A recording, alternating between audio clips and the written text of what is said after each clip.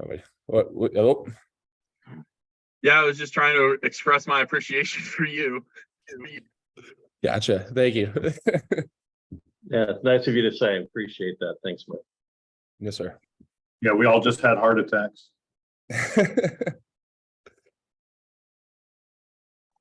Well, Sean, I guess at the risk of asking the obvious, what's the motivation going into this game for y'all? Is it finishing with 8 instead of 7 wins? Is it finishing strong with 2 wins to end the regular season? Is it going out on a high note going into the bowl game? Like, what's the main factor here? Yeah, I mean, I think you hit all of them. We're excited to play this game. I mean, we're not going to play another football game in probably a month. So, everyone's hurting at this point. I know Duke's hurting. Everyone in the country's hurting. So we just got to push this last week, and we're going to get some time to rest and recover afterwards. But no, I mean, this is probably past few years this game has gone our way, and Duke's on the up and coming. They're a great football team, and we know they're going to be amped and excited to play us, and we got to match that energy. So we're excited for the opportunity. You're the only guy we're talking to today that was around in 2018. You saw how strong that team finished to get to a bowl game. I know the circumstances are a little different, but do you reflect on what that team did to end the season at all as you guys kind of regroup and try to finish this season on a high note? Yeah, sure. I mean, being a part of that team, looking back on it, it's just inspiring what my teammates did back then. I mean, the amount of injuries we had, the amount of excuses they could have made to not get bowl eligible that year and not finish strong. I mean, they just didn't say anything, and they just kept working hard every day. Phil Haynes, Ryan Anderson, Justin Herron was hurt. Phil Haynes, Ryan Anderson, Jake Benzinger, Nate Gillum.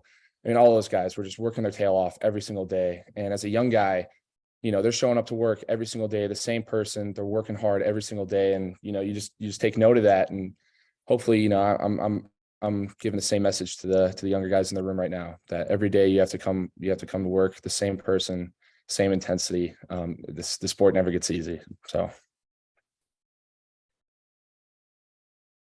Sean, thanks for your kind words as well. Did you guys think on the offensive line that maybe you found your rhythm a little bit, last Saturday against Syracuse? And is that performance and getting the running game going perhaps something that y'all can build upon heading into this final game of the season? Yeah, no, I mean, we love it when we can rush that many yards in a game. And I think what it boils down to is just technique every single play. We obviously had, as an offensive line, we had that one costly false start later in the game. But for the most part, I thought we handled cadence really well. And then no holding. No holding's huge for us. We've been really working on that. Having the refs at practice, throw the flags. So it's just maintaining that focus. And if you can just maintain that focus and keep that strain and intensity, we're going to be able to move the ball against pretty much anybody. So it's just that challenge of, the consistency. But no, I feel like we've been doing it pretty well these past 2 weeks, and we just got to keep it going. Sean, it's interesting you mentioned holding, because fans will often argue you could call holding on almost every play, right? How do you find the fine line to kind of release and let go and to not get dinged with that flag? Yeah, I mean, it's really what it boils down to is when that defensive player disengages with the block and tries to get away from you. I mean, if you just hold on to them, they're going to that flag. So, I mean, it's just playing with good feet, being athletic, maintaining your block, and then also when you're in a bad position, you just got to let go. So felt like we've been dinged on those early in the season, and we're just trying to work on that, and we've been doing a good job so far. So, hey Sean, Saturday AT set a school record for his receptions. We've got Sam on the verge of setting an ACC record for touchdown passes. In the offensive line room, how much do you guys sit around and say, hey, look what we're doing? These guys wouldn't be having this without us. Pat yourselves on the back a little bit. Nope. we don't really have that mentality. I mean, we sacrifice so those guys can succeed, and to see the career AT's had, see how much he's grown since he's shown up here since day one. It's just phenomenal. I mean, he's matured. He's worked hard every single day. So just to see him break the records he's breaking is awesome. And for Sam, he's the toughest guy I know. So, I mean, he works hard every single day, makes everyone around him work harder. And to block for somebody like those two guys and the rest of the guys on offense is just, it's something special. So we're appreciating it. And we just want to work hard so those guys can show the world what they're capable of. Sean, you kind of kicking it back to 2017 where Wake was really kind of on a good stretch, but you guys fell to Duke in the end of the year. You mentioned that Duke's up and coming this year. Does that give a little bit of an extra oomph, realizing that they're not really a team that you can really play with your food or a little bit, that you actually have to come out and make sure you're on your toes with this one? Yeah, without a doubt. I mean, when a bad team goes to great in 1 year, they found a quarterback, they create turnovers, they don't turn over the ball, and they're good on special teams, and they hit all those factors. They got a stud at quarterback, so they got a really good offense. Number one in the nation in punt return, so that's a priority. And then they create turnovers and don't turn over the ball. So I think it comes down to our core principles of just showing up with juice. It's going to be a Thanksgiving Day, weekend game, so probably not a lot of people there. So it's BYOJ game, bring your own juice, and we just got to not turn over the ball, compete on special teams, and just score touchdowns in the red zone. So same thing every week, but they're a great football team, and we're excited for the opportunity. Does that kind of environment help you a little bit? I mean, you don't have to really deal with like a raucous, Tallahassee, or you're going to Death Valley. Does that really, don't want to call it a sleeping environment, but does that, kind of maybe cut down on some of the false starts, holding calls, etc.? Yeah, without a doubt, I'd rather play in a quiet stadium than at Clemson. So, but no, I mean, sure. I mean, at 3:30, you might get in a little lull. You might get trapped into thinking, the energy's not up, but you just gotta show up. And really, I think the message is, this is the last one of the season. This is my last regular season game, and you're not granted a football game every week. So you just gotta enjoy the opportunity to go out and play football. And Sean, fun question first. What's your go-to Thanksgiving plate look like? I mean, I won't give all the details, but it's as much as my stomach can hold. And I love cranberry sauce. So that with turkey. I know a lot of people don't like that combo, but it's the one for me. But no, I'm looking forward to having family in town, eating with my brothers, and it's always a great time having Thanksgiving with the team. Now, serious question. I was watching you. It was one of the drives you guys had going toward the video board. I don't know if you got hurt, but it took you a few seconds to gather yourself and get back up. Can you put into words and describe for people? Because, we watch the skill players all the time, mostly. Can you put into words what an average play is like when you're just getting beat to hell? Yeah. I mean, it's hard. It's tough. It's tough world we live in the trenches, but we take pride in what we do is hard. And, in some points you're going to get rolled up on, and you got to take a breather, but you just get back up, you roll with the punches, and just got to make sure you're the last guy standing in the ring. So it's basically what it comes down to. But no, I mean, bullets are flying fast in this league. You got to be, it's got to be muscle memory at this point. You can't really be thinking when you're out there. And no, we've been together for so long, this offensive line, that we take pride in what we do, and we take pride in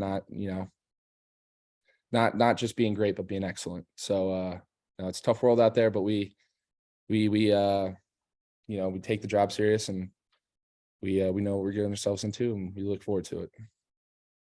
And Duke's got a hell of a D-line this year. Coach Simpson, their D-line coach, great guy, phenomenal coach.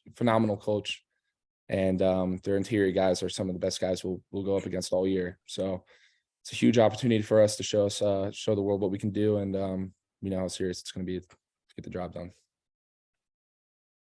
Sean, from a broadcast side, thank you for showing up in some hard times. I mean, Tuesday mornings are relatively easy. Saturdays after a win are really easy. Saturdays after a loss are tough, and that lesson will serve you well, and appreciate your times doing that. Is there a team that you've played on at Wake Forest that Duke reminds you of now? Their situation, what you've gone through, where they're at now, looking at it from the outside? Yeah, I think, I wasn't part of the 2016 Wake Forest team, but I think that Duke team has kind of that vibe of, they haven't been what they wanted to be these last few years, and they just finally got it rolling. And I think if that's what you're asking, yeah, I just think they're just a hot team right now. They're just doing everything right, and when you play a hot team like that, you got to be perfect. So I think it's just going out, completing our goals, and no, they're a good team, and we're excited for the opportunity. Thank you. Sean, when you look at their defense, it's a lot of the same guys that they've had.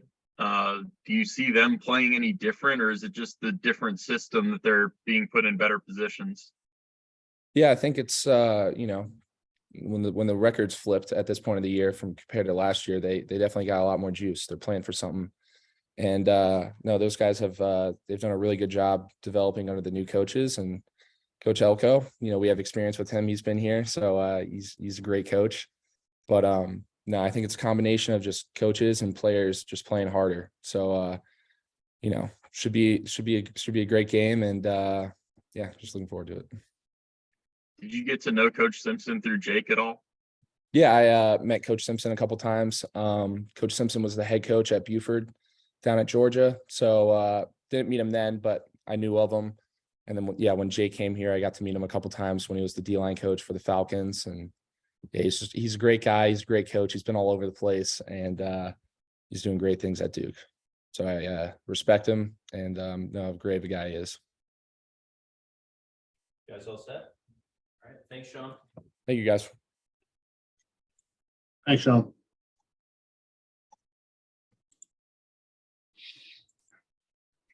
All right, everybody, got Brendon here, and we'll open it up as soon as you guys are all set.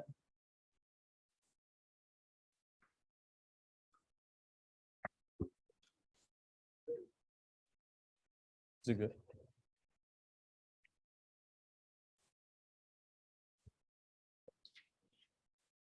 Hey, Brendon, I guess we'll start with the easy stuff first. Just what were you seeing on your interception last week, and how cool of a moment was that? And yeah, just walk us through that play. I would say it's a testament to the work we put in throughout the week. The coaches put in a game plan. We drill it throughout the week. And game day is just about execution, and being in position when a play comes your way and make the play that's available. So we ran man coverage. I was just guarding my man, and play just came my way, and I just had to make the play. At what point during that process were you pretty sure you got to take it all the way? I caught the ball. We've taught to take it up the near sideline. So that's initially where I was looking, but I saw a lot of white jerseys, so I cut it back. And once I cut it back, I kind of saw a clear lane, so I just shot for it. Brendon, just to confirm, since you didn't go through senior day festivities, that you are going to come back next year. Yeah, I will be back for another year. So, what really went into that decision making? You could have possibly been in school for a bit, but made a decision. What went into that? Well, kind of this year, I had an injury early in the season and missed about 3 to 4 games. And also, right now I'm at Wake Forest. I'm in the grad school program, and I wouldn't actually be able to complete that until next December. So just being able to, one, put in a full season of work, being healthy, playing as many games as possible, and also having the ability to complete that degree as well. What's it been like playing with a club on your hand? It's nothing. It's something I'm not new to. I've actually done it twice before at Vanderbilt.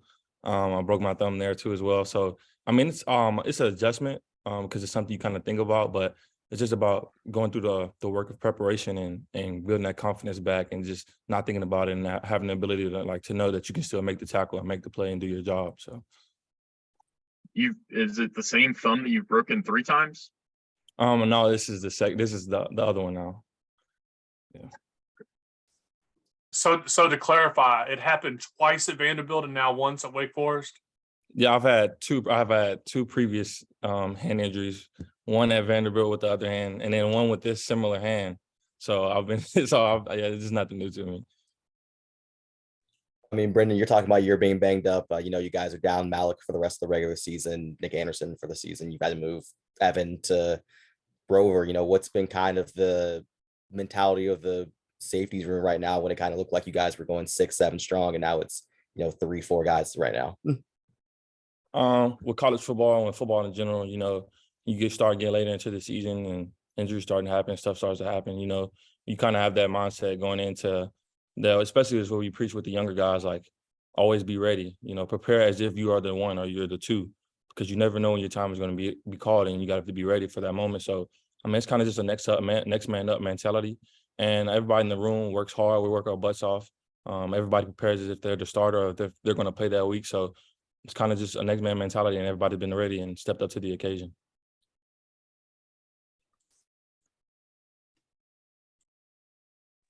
Yeah, at the I'd time like of the, Go ahead, Larry.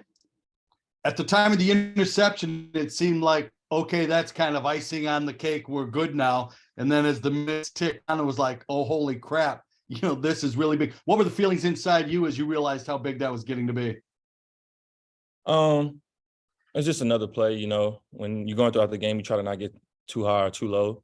And obviously there's a lot of time left on the clock and we still had to finish the game out. So, I mean, it was a big play and it was exciting, but at the same time, like you said, the game's not over till the clock ticks 0. So it was just coming back and just finishing out the drives and just trying to put the team away. Did you have celebration moves in mind? Did you get to execute what you wanted to? You don't get to the end zone that often. Yeah, with that one, I would say so. Like it's not something you kind of expect. You expect to make big plays, but that was kind of just it was my first time ever having an interception, and then to take it to the house, it was just mind blowing to me. So I was kind of in shock. You know, when I got to the end zone, I was celebrating with the guys. It was kind of just a surreal moment. It just didn't seem real. So not really, but.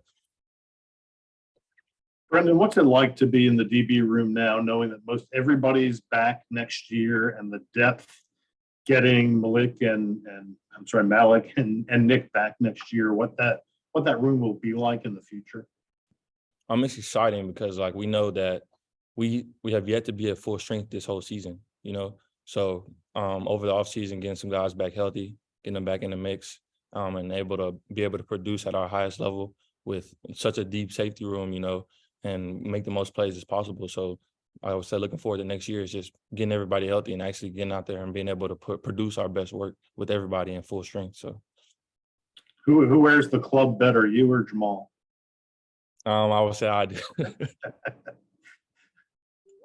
Hey, Brendon, you talked about next year's kind of academic goals too, and the hope that everybody's, you know, healthy and ready to contribute for the 2023 season. What is it you hope to work on personally during the off season, during spring camp? What is it you hope that you can get better at over the next few months? Because I'm sure you've got, you know, hopes of maybe playing the next level, right? If you have a good season. You know, after the season, and even in spring, we do evals. We get evaluated on our work and kind of get critiqued, our strengths and weaknesses. And that's kind of something I plan to go over with the coaches, kind of like a recap of the season and how they felt I played and what they would have seen more from me or what I did well. So kind of as we're going along, we're still focused on, obviously we got a big game against Duke, and then we got a bowl game. So that's kind of something I'll put off until later, but I plan to just get that feedback from the coaches and go from there. You guys all set? All right. Thanks, Brent. Appreciate it. All right. We've got Keyshawn here. So as soon as he's ready, we'll get started.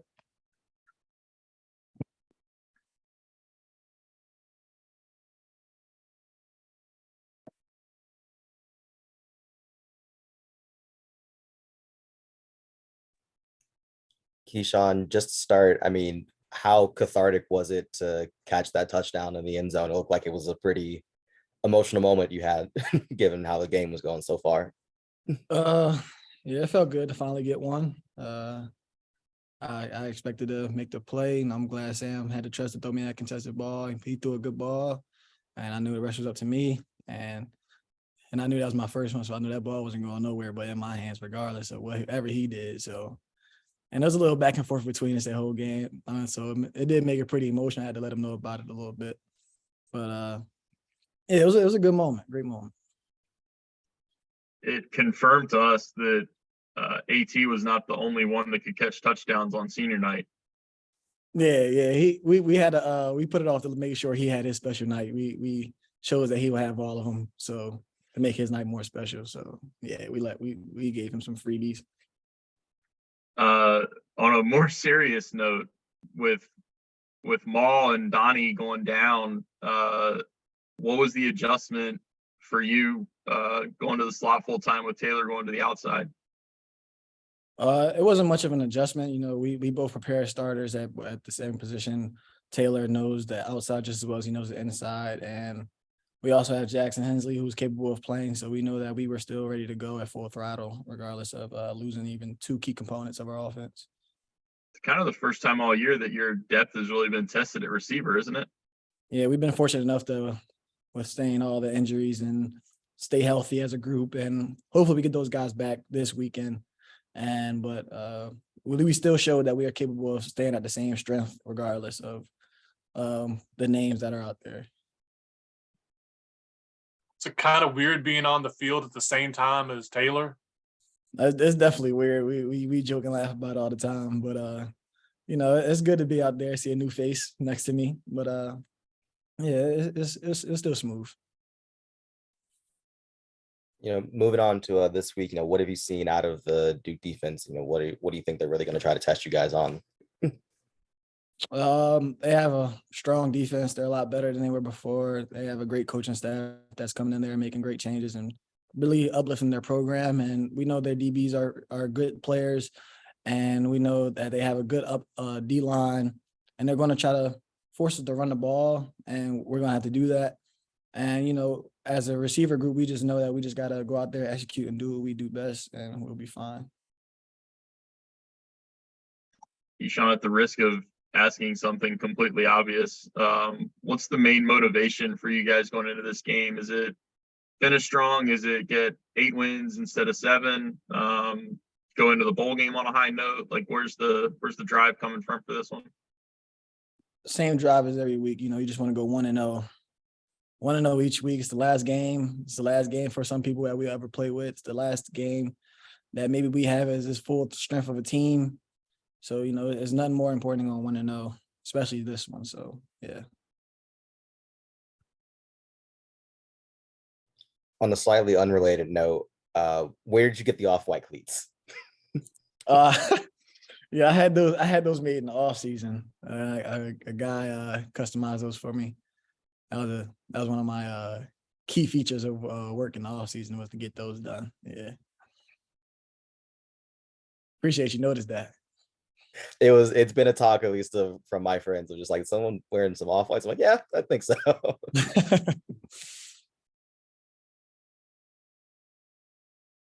Anything else for Keith? All right, thanks, Keith. Appreciate y'all.